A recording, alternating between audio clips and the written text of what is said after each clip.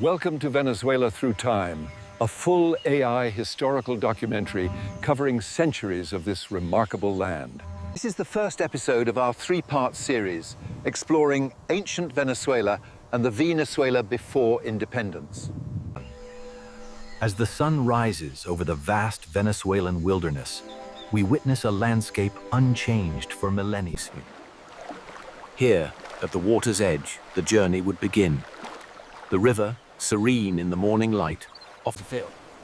The early morning sun illuminates a timeless scene. For these people, the river is not just a boundary. The rhythm of village life, captured here in stunning detail, continued unbroken. A thick, hearty broth, supplemented by whatever fresh meat could be acquired, provided the necessary calories for the day's labor. At the edge of the settlement, the hunters prepare their simple yet vital tools. Bows are strung, spears are honed. The ancient woods demanded respect. These hunters moved with a quiet coordination, a rhythm, a clean throw. The spear was the most common weapon of the age, and proficiency with it often meant the difference between victory and defeat. The fishermen, moving in perfect rhythm with the relentless current, cast their nets deep into the flowing water. And so we close this opening chapter of life in Venezuela before the arrival of the Conquest. In those early hours, the work was relentless. Generations of knowledge went into every pull of the net. Maintaining the calm rhythm of the forest path, the villagers returned with the day's fish and their freshly mended tools. The colonies relied heavily on the wisdom of their elders. I believe the eastern fields will yield more come spring. Only if the rains hold, Thomas. Here we see the ancient craft continuing uninterrupted. The wet clay yields slowly to the potter's plate. These heavy textiles, mostly wool and coarse linen, required careful drying. At the edge of the village, preparations were made. Supplies secured, clothing adjusted, they embarked on their journey with calm resolve. These daily exercises, seemingly simple games, were in fact crucial training for hunting and defense in the Iron Age. As the Neolithic period progressed, agriculture became inextricably linked with daily life, blurring the lines between the farm and the home. They approached the water not with haste, but with a deference born of long acquaintance. Every move as the canoes drift downriver, the rhythm of daily life in the settlement continues unbroken, a timeless scene of continuity and calm. For the common man of the 1600s, survival depended on skill and silence. Here we see our hunt. Here, by the warmth of the communal fire, the rhythm of village life continued. A fair exchange of labor. Building the hut was a communal task, often taking several days. Precision was paramount, particularly with the main supports and the thatching. Long summer days were spent along the riverbank, where the simple pleasures of sticks and stones provided hours of innocent diversion. In this dense woodland, the elders imparted the wisdom of the hunt, a skill honed over centuries, essential for the survival of the clan. The Anglo-Saxons were masters of the wooden form, transforming simple oak into objects of profound ritual significance. This continuity of life, centered around the communal hearth, was the bedrock of these early Iron Age communities across the land. Using methods unchanged for centuries, the villagers rely entirely on the bounty of the river. Here, man and beast share a delicate balance, moving in subtle harmony with the environment. Nestled deep within the Venezuelan rainforest, the settlement thrives. As we conclude Phase 1.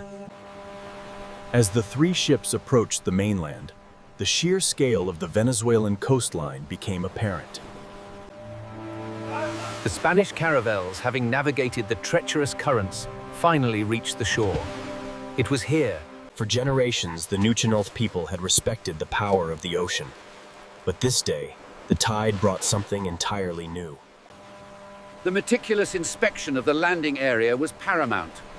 For the Spanish forces in the 18th century Caribbean, The scouts, witnessing the arrival of the newcomers, chose a strategic retreat into the familiar embrace of the forest. The captain, maintaining a respectful distance, offers the governor's decree. The leader, in turn, The landing was arduous. The first wave of redcoats struggled through the surf, bringing the much-needed cannon ashore piece by agonizing piece. Facing an uncertain threat, the villagers of the Ibu tribe began their slow, cautious withdrawal into the dense jungle. These majestic galleons carried the weight of an empire's ambition across the vast, unforgiving ocean, arriving at this new world. As the sun rose on this new world, the quiet isolation of the islanders was shattered by the arrival of the British survey ship. With the unloading complete, the seasoned tercios established their temporary camp. The methodical process of raising... The villagers, aware of the approaching expedition, watched from the dense cover of the jungle, their expressions careful. The explorers pressed forward, guided only by rumor and a fierce determination. Each step inland, the meticulous work of the Spanish cartographers provided the crown with an invaluable record of the New World's defenses. As the canoes were prepared for the treacherous journey upriver, the soldiers understood the risks. This was a... Cautious observation was paramount. These indigenous scouts utilized a sophisticated silent language. A constant flow of vital supplies reached the docks. Cannons, shot, and countless barrels of provisions were moved. These temporary defenses, utilizing sharpened stakes and heavy ropes, were crucial for protecting the shoreline from amphibious assault. Forced ever further from the coast, the villagers moved cautiously. The scout, sensing danger, called... This nascent settlement, established in 1494, was Spain's first foothold in a new world. Securing the coastline was paramount. These men, often laborers as much as soldiers, toiled under the tropical sun to erect the palisades. The sheer effort required to move the heavy guns across the treacherous terrain was immense. Heave! Push, lads, push! The massive timbers, once shaped by adze and axe, were lashed together with thick, tarred ropes. As we approach the massive stone entrance, the presence of the Spanish guard is immediately felt. They stand resolute. The villagers remained hidden at the forest edge, their quiet gestures a testament to their deep understanding of the surrounding jungle. To secure the walls, massive oak beams were hauled into position using a system of pulleys and sheer manpower. The Spanish encampment begins to take shape. Soldiers and civilians working tirelessly under the late noon sun. With practiced ease, the scouts melted into the forest shadows, their subtle gestures signaling the presence of an unseen enemy close behind. Bringing the longboats ashore was no easy task, but the cargo they carried was essential for the survival of the Viking encampment. The completion of the fort marked the close of Phase 2. While the soldiers patrolled the beach, they remained Fillings. Nestled in the arid yet fertile valley of the Caracas, the nascent colonial settlement began its slow expansion. The Spanish soldier, armed with his heavy musket, was a common sight on these colonial streets. The defenses were formidable. High above the town, these soldiers meticulously inspected the heavy guns, ensuring... In the medieval world, the blacksmith was central to daily life. Here we see the patient shaping of a sword. The Criollo militias, though often overlooked in official histories, were pivotal. Here we... The coastal markets of West Africa were vital hubs of commerce. Here, merchants traded in valuable commodities. The Spanish patrol served as the crucial link between the formidable stone presidio and the growing town. Captain Vargas conducted his inspections with a rigid formality characteristic of the age, yet the townspeople paid them little... Life under the garrison was a delicate balance. Civilians learned to navigate the soldiers' patrols, a necessary ritual in this occupied town. High above the Caracas Valley, the early Spanish colonialists established a robust military and urban center. The harvest near Caracas was a demanding, rhythmic process. Each basket represented hours of labor. Here in the drying shed, the beans are meticulously turned and sorted, a calm, rhythmic task essential. Reinforcing the economic activity of the colony, these operations were vital. The indigenous workers and the new settlers. The soldiers' presence was not merely defensive, it was integral to the extraction process, ensuring the relentless flow of gold back to the crown. The local militia maintained a disciplined precision in their drills, integrating seamlessly with the rhythms of village life. Discipline was paramount. The officer's inspection ensured that every musket and every man was precisely in line. The coordinated efforts of the traders ensured the safe passage of cocoa and gold. This vital transport link. The arduous task of unloading supplies fell to both the indigenous laborers and the company men. Cooperation. From this height, the economic and military strategy of the colonial enterprise is laid bare. The plantation. By 1770, the Spanish colonial enterprise was secured through the rigid enforcement of military might. This was the vibrant center of colonial life. The street, bustling with vendors and residents, clearly illustrates. Here we see the soldiers of the Spanish garrison, maintaining a disciplined pace amongst the civilian populace. From heavy ordnance to the precise workings of the infantry musket, the armourer's skill was in constant demand. Daily inspection of the 24-pounder cannons was a task performed with utmost precision, vital for the defense of the garrison. The steady stream of cocoa and gold into the coastal forts was the lifeblood of the British colonial presence here throughout the 18th century. Maintaining a watchful eye on the perimeter was a thankless task. Yet the troopers of the 9th and 10th Cavalry... Daily life here was defined by the steady pace of work. From dawn till dusk, the sound of the adze and hammer echoed through the fledgling colony.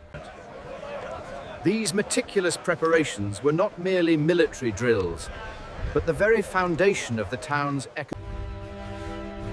This sweeping view of colonial Caracas reveals the intricate grid of the town, protected by the formidable... Phase 3 marked a period of stability. Here we observed the intricate web of urban, military and economic life. This sprawling plantation represents the heart of the operation, where every pod was carefully gathered by hand. The work is meticulous. Each bean is carefully examined before being added to the fermenting pile. The relentless search for gold defined this era. These men labored tirelessly, sifting the rich. As the carts slowly trundled towards the garrison, the true wealth of the colony, the gold and the precious cocoa, moved under heavy guard. The plantation relied heavily on the steady hands of its African workforce. Here we see the vital task of... Each shipment of gold and every bushel of harvest was carefully logged in these massive ledgers, often by hand. Having loaded the valuable cargo at the plantation, the regiment now faced the arduous march to the coastal fort. It was a grueling existence. These birch bark canoes, capable of carrying several tons, relied entirely. Life in the garrison was dictated by the seasons and the arrival of supplies. Here we see the 10th Regiment. This vast network, encompassing the plantation, the river trade, and the formidable fort. Once fermented, the beans were brought to the drying floors. Workers like these would spend hours spreading the crop in the relentless heat. Following the harvest, the organized lines ensured the swift transfer of the crops, a testament to their efficient agricultural system. The local traders arrived with their baskets of yams and fruit. The overseers, seen here recording the transactions. In this late Victorian establishment, the weighing of cocoa powder was a precise art. A shilling's worth required... Under the watchful eye of the soldiers, the native workers toiled endlessly, sifting through the mud for the precious metal that fueled the empire. Here at the fortress walls, the strict discipline of the garrison blended seamlessly with the clamor of the East India Company's trade. The synchronized rhythm of the workers was essential to the plantation's success, ensuring the cocoa reached the river flats in time. The maintenance of these vital transport carts was a laborious task, requiring skill passed down through generations. The sequence linking the plantations to the shipping relied solely on these tireless animals, bridging the gap between harvest and export. This wide aerial view provides a comprehensive look at the integration of the colony's economic and military structures. The view over Caracas reveals a city in transition. The expansion of streets and plazas. The morning sun illuminates the narrow streets, where the dedicated artisans begin their daily journey to the market square. The plaza served as the heart of the community, a vibrant tapestry of daily life, where commerce and leisure The local militia provided a vital, if rudimentary, defense for the town. Ready! Present arms! The council convened to discuss the proposed territorial boundaries, a matter of no small consequence. But the current survey placed... As the century drew to a close, the landscape was transformed. These new homes, though cramped by modern standards, the methodical work of the weaver and the potter fueled a revolution. Soon, these small workshops gave... The local commanders reviewed the defenses. We placed the reserves here, just behind the wall. That should counter any flanking move. Whilst the exchange of goods continued, the rising cost of flour sparked significant unrest. I will not pay this... As we pull back, the sprawling city of Caracas reveals its defenses. The Spanish grip was... By the late 19th century, London was the undisputed center of global trade, and nowhere was this more evident. The militia's presence in the market square was a common sight, their drills a stark contrast to the daily bustle. The burdens of the harvest were shared across generations, a tradition as old as the village itself. As the threat grew, the citizens fortified their streets. The militia, though ill-equipped, drilled. As London prospered in the late 19th century, the chasm between the merchants and the labourers only widened. From this vantage, the intricate network of the town is clear. The red-coated militia maintained a constant presence. From the potter's wheel and the weaver's loom, these handcrafted goods found their way to the bustling heart of the city, the market. As the cavalry practiced their measured maneuvers, the seamless link to the town's formidable defenses became apparent. Here we see the volunteer force, often viewed by the local populace with a mixture of pride and curiosity. This concludes the second batch of Phase 5, establishing the rich environment of Caracas as it stood on the precipice of the independence era. The History of Venezuela, Episode 2 coming soon.